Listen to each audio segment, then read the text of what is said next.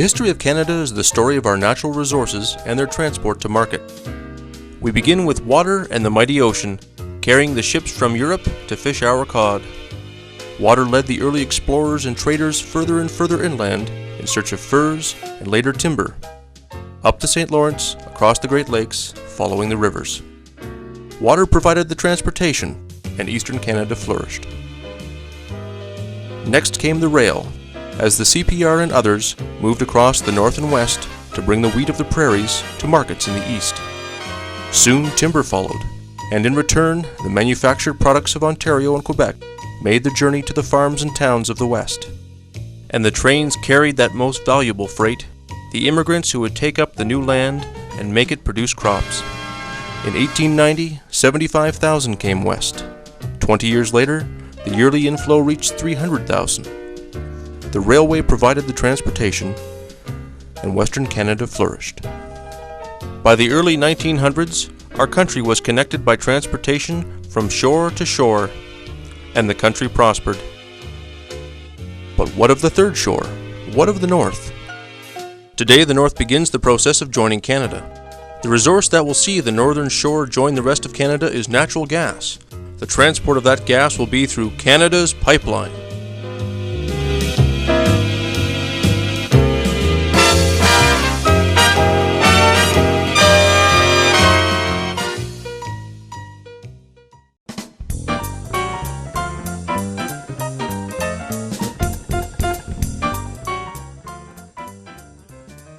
Let's begin with the gas.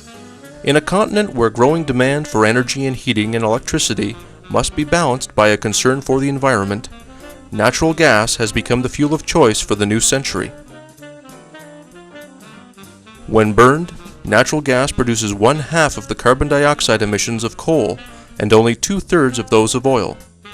And ultimately, as we move to fuel cell power, natural gas will be the feedstock. Present demand for natural gas in North America is about 25 trillion cubic feet per year, with the lion's share of that, some 22 trillion cubic feet, being consumed in the U.S. American gas usage, according to a variety of sources, is expected to grow to 30 trillion cubic feet within 10 years, primarily to meet the need for increased electricity. Canadian demand will also increase, reaching 3.5 trillion cubic feet in the same time frame. The demand for gas is, and will remain, robust. But when we turn to supply, the news is not as good. In the U.S., conventional reserves represent a mere 9 years of production. In Canada, the story is much the same. And, as demand increases, the downward trend of reserves to production will accelerate. Supply from conventional sources continues to fall. Production has been increasing to meet the demand, but new exploration has not kept pace with this production. For the 5th year in a row, Alberta produced more gas than it discovered. While the number of wells drilled is up, the pool sizes discovered are on a downward trend, and the pools are subject to rapid depletion. This is not sustainable.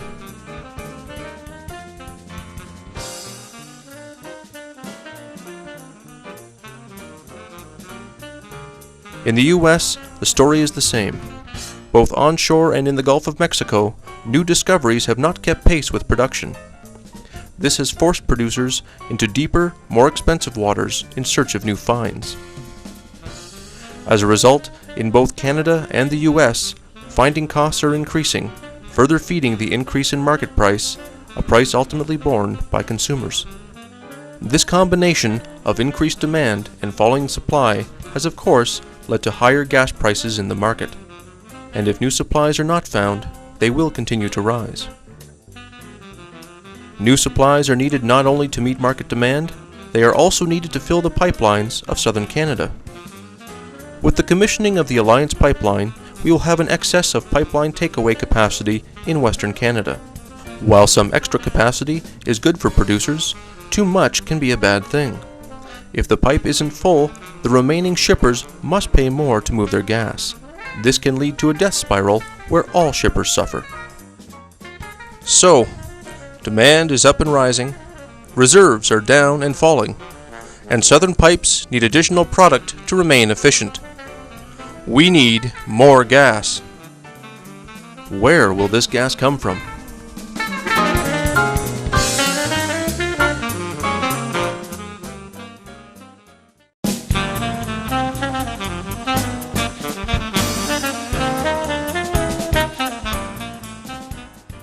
We believe the North holds the answer. First, in the northern extension of the Western Canada Sedimentary Basin, the Small North, and second, in the elephant fields of the Mackenzie Delta, the Big North. In the area just north of 60, we have proven reserves of 1.5 trillion cubic feet and estimates of another 6 trillion cubic feet. All of this based on very limited drilling. This area is the northern part of the sedimentary basin that has served our country well for the past 70 years. And as we saw at Fort Liard, it is easily connected to the pipelines that support that basin. A competitive pipeline environment exists with West Coast, Alliance, and TransCanada all having service nearby. Field to market is a short reach. The world-class discovery at Fort Liard is only the tip of the Deschaux iceberg. We expect more to come. Next, to the elephants of the Mackenzie Delta. Here we have known onshore reserves of 6 trillion cubic feet, and expected reserves 10 times that amount. Not only is the reserve base of the Delta promising, companies can actually get at it to explore.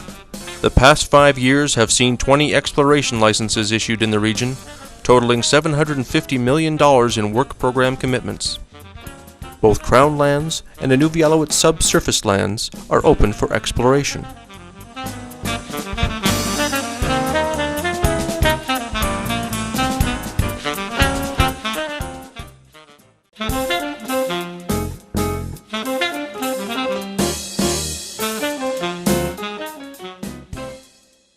We believe our northern resources can meet the demands of southern Canada and the United States for more gas.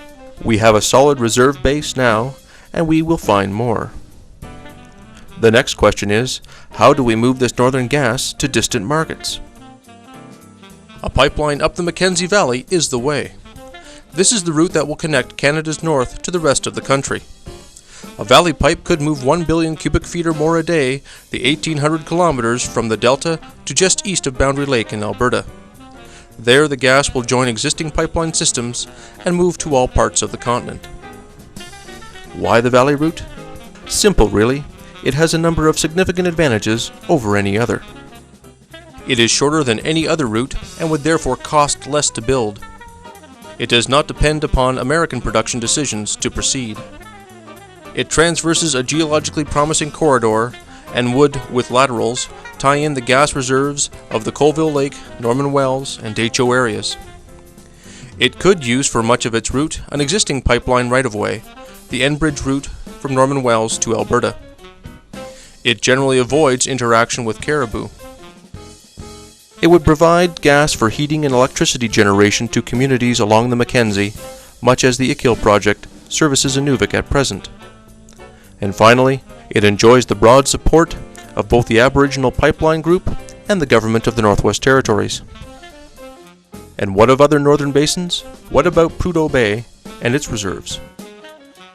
The Americans may choose to ship their gas across the offshore Yukon and then follow our route up the valley, or they may choose the longer, more expensive Alaskan route. That is their decision. We've made ours. Let's take a look at what a Mackenzie Valley pipe will mean to Canada. Let's find out what's in it for you. For the North, it will mean increased economic activity during the construction phase, followed by additional exploration and development work once the pipeline is operating. It is a truism of the business that gas follows pipe. More specifically, the pipe will employ northerners, contract northern businesses, provide a source of gas for communities along the route, increase the tax base of many of our towns, develop an alternative fuel source for northern mines, and through the efforts of the Aboriginal Pipeline Group, ensure long-term benefits for the Aboriginal people of the NWT. For the provinces to our south, the economic impact will be significant. A project of this scale will cost in excess of $3 billion for the pipeline alone. The exploration and development work that will precede and follow the pipe will be in addition to this amount. We believe that fully 98% of these expenditures will be captured by Canadian companies. From Quebec to Camrose, from St. John's to Prince George, the project will buy pipe, coatings, valves, compressors, refrigeration units, meters, and all the other bits and pieces a pipeline needs to operate.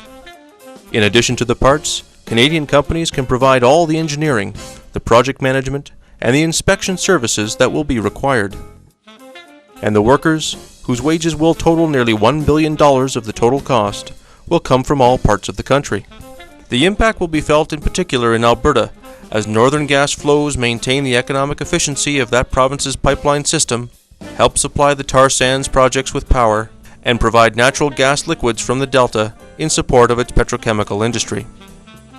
On a national basis, the project will see vastly increased resource revenues generated for governments, and we will have another long-term source of Canadian gas for Canadian homes and factories. Northern gas to keep you warm in the winter. We know a thing or two about that subject.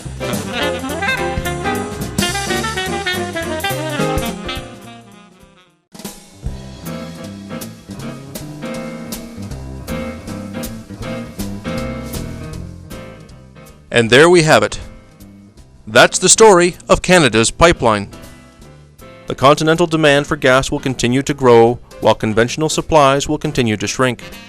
Northern gas can fill the gap, for the benefit of us all. As a country, we began with water and cod, the resource of the 18th and 19th centuries. We grew to rail and wheat in the 20th century. We now move to pipe and natural gas, the resource of the 21st century.